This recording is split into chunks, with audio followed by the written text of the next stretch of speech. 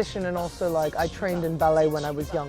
So I appreciate watching different types of dance and hearing the music.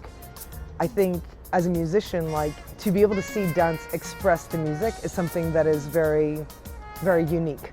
And I think about kizomba just bringing the rhythm and down and just sort of its intensity is a very beautiful thing. So I really love watching people dance kizomba, and it makes me want to dance kizomba.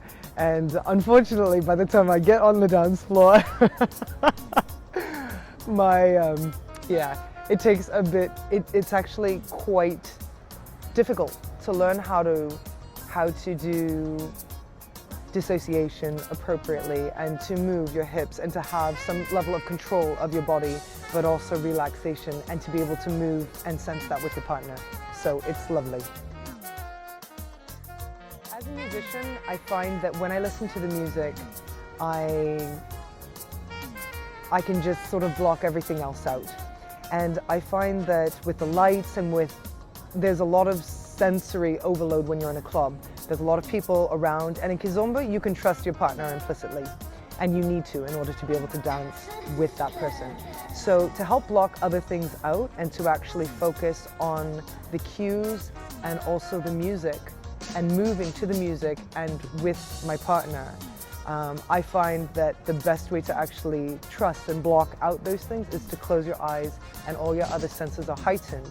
So feeling, touch, and hearing as well, those are all heightened, and so that's how I enjoy my dances. So I don't have time to sometimes go to the same place with the same people every week. So if I'm just free, I'll show up to whatever drop-in class. So I've gone to Chocolate Tuesdays, Gem Bar, and taken some of the classes there, which are great, and they've got different DJs playing. I've gone to some of the Studio Afro-Latino classes, and then I also went down to Brixton to Equilibrio and had a dance around with some of the dancers there. So there's sort of different groups of people, and it's nice to learn different styles and also to have exposure for me to different DJs as well and different music. Yeah, I don't know too much about if they do a lot of collaborative events, but from what I've seen, it seems as though like the teachers and the classes and the students tend to be pretty much the same group of people. There are a few odd people that may sort of go to one or the other, probably like myself, that may have strange working hours and want different classes at different times and can't always go to the same group.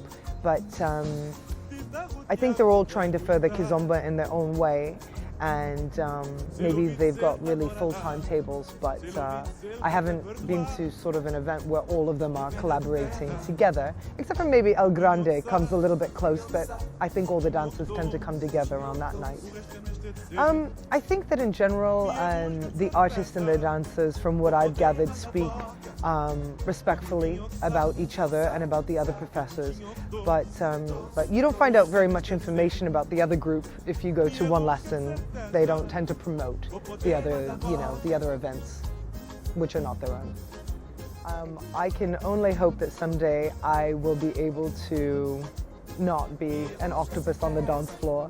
And I think above and beyond kizomba, I think it's brought a different level of relaxation, appreciation, and movement that I haven't had before. And so I'm learning it, and I hope to continue doing that. It's also opened up a world for me of more exposure to Portuguese culture, and also sort of African Portuguese culture. So like I didn't know a lot about Cape Verdean music before that, or culture, or about the country, so I have gotten interested in that and had the opportunity to travel to Lisbon for this festival. I hope someday to make it to Angola, and having exposure to Semba also has made me more interested in learning more about Mozambique's own style of dance. And so it's just opened up a lot of curiosity. So I think it's opened up more for me in terms of dance and music. Se